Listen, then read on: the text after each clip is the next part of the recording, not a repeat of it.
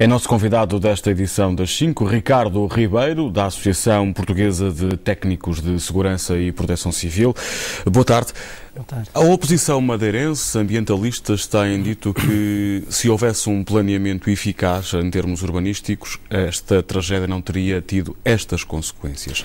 O Governo Regional diz que isso é um mero aproveitamento político. Na qualidade de técnico, pergunto-lhe em que é que ficamos. Não é a altura para fazer aproveitamento político, é a altura para tirar algumas ilações, chamar à pedra alguns aspectos importantes e que se traduzem em alguns. Eu gostava de, por causa disso, ter 2 ou 3 aspectos prévios. O primeiro é a resposta.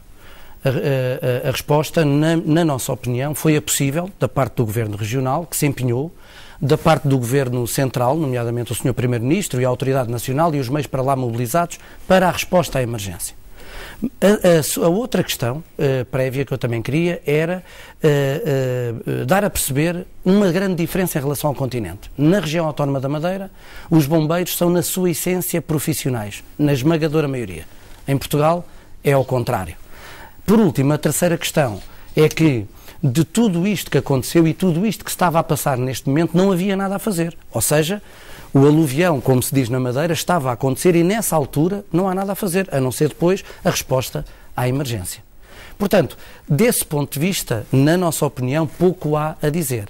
O que há para tirar eleições é ao que se passou antes. E o que se passou antes implica, de facto, que esta situação tenha tido estas consequências, ou seja, se não houvesse um desvio de cursos de água, se não houvesse construção em cima de leitos de ribeira, isto não teria tido estas consequências? Aquilo que eu vou dizer aplica-se não só à Madeira e, portanto, esta questão é importante que todos nós percebamos. Esta questão aplica-se ao país todo. Em Portugal, ainda agora a geógrafa que falou anteriormente focou esse aspecto, faz sistematicamente a impermeabilização dos solos, sem contar com o facto de para onde é que vai a água. E quando nós impermeabilizamos os solos, conforme a senhora geógrafa disse, os solos não absorvem as águas, mas além de não absorver as águas, aumentam a velocidade de escoamento. E aumentando a velocidade de escoamento com a não absorção, obviamente que o fluxo é maior. Se eu depois colocar uma ribeira que tinha esta largura e que agora está entubada com esta, estamos a ver o que é que vai acontecer. As águas aumentam de velocidade e levam tudo à frente. Obviamente que a questão da Madeira até é uma questão também muito sui generis, na medida em que é um terreno muito acidentado e que, portanto, só por si, para além destes aspectos que eu disse, só por si ela própria tem este problema. Mas então o que é que se devia de fazer? Várias coisas. Primeiro, terem atenção as condições de impermeabilização dos solos e o tratamento das águas que decorrem dessa impermeabilização. Há técnicas para condicionar as velocidades das águas ao longo dos entubamentos e das próprias ribeiras e dos cursos de água. Terceiro, não colocar grandes equipamentos, como ainda há pouco se viu um senhor a dizer que até estava uma universidade, quartéis de bombeiros, etc., junto a essas próprias zonas de bombeiros, zonas de alagamento. E terceiro, um planeamento e ordenamento do território, que tem a ver com isto tudo que eu disse, que seja preocupado com os aspectos do saneamento relativamente às próprias águas. E isto parece que não acontece praticamente em lado nenhum.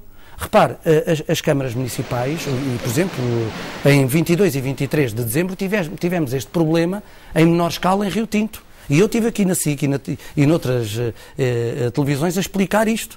Mas continuamos na mesma. O planeamento de emergência nas câmaras municipais de Portugal, incluindo também da Madeira, não está feito, ou pelo menos está altamente desatualizado. Ou seja, não é uma questão de falta de meios, é uma questão de falta de plano para pôr esses meios no terreno. Plano e organização, porque repare, quando eu faço um plano, o caso de que se diz que não tínhamos o radar, se nós tivéssemos... Radar meteorológico. O radar meteorológico. Se nós tivéssemos um grupo de trabalho que pensasse isto com tempo, com estratégia e com conhecimento técnico, alguém, algures no tempo atrás, deveria ter percebido, como eu agora estou aqui a dizer, não havia radar, mas também não há, o mesmo radar não atua, não existe para o Nordeste de Portugal.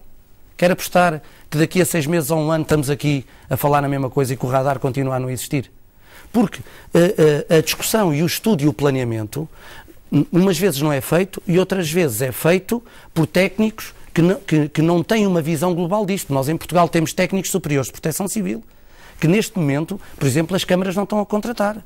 As câmaras municipais, só 20% é que têm os comandantes operacionais municipais nomeados. Eu gostava agora de tentar perceber a sua perspectiva sobre uma questão de proteção civil. Quer dizer, muitos portugueses interrogar-se-ão a esta altura como é que é possível que 26 ou mais horas depois do pico do temporal ainda não se saiba o que é que aconteceu a 4.000 pessoas que vivem no Corral das Freiras. É assim, essa é uma questão que acontece sempre nestas intempéries extremas, mas há uma solução para isso. Por isso é que nós damos grande importância aos comandos operacionais municipais, que as câmaras, os senhores presidentes de Câmara, teimam em não nomear. Porque quando há uma catástrofe destas, isto tem várias consequências. A mobilidade desaparece, portanto as estradas, os postos caem, não há mobilidade. As comunicações entram em colapso, portanto não há possibilidade de eu comunicar a não ser através de redes de emergência, que pelos vistos também não está a 100%, não só na Madeira, como a nível nacional. Por outro lado, as pessoas não têm forma de se entreajudarem nas primeiras 48 horas. Normalmente é isso que se traduz. Então qual é a solução?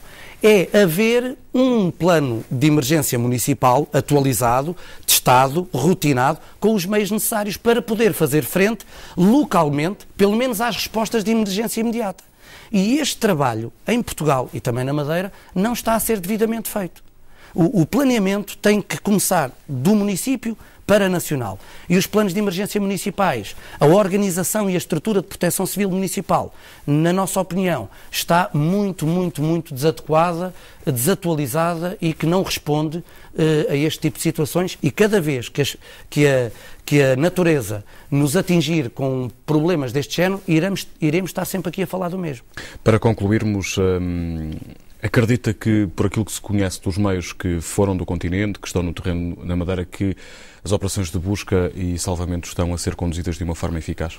Pelo menos dentro das possibilidades do país, satisfaz-nos do ponto de vista imediato.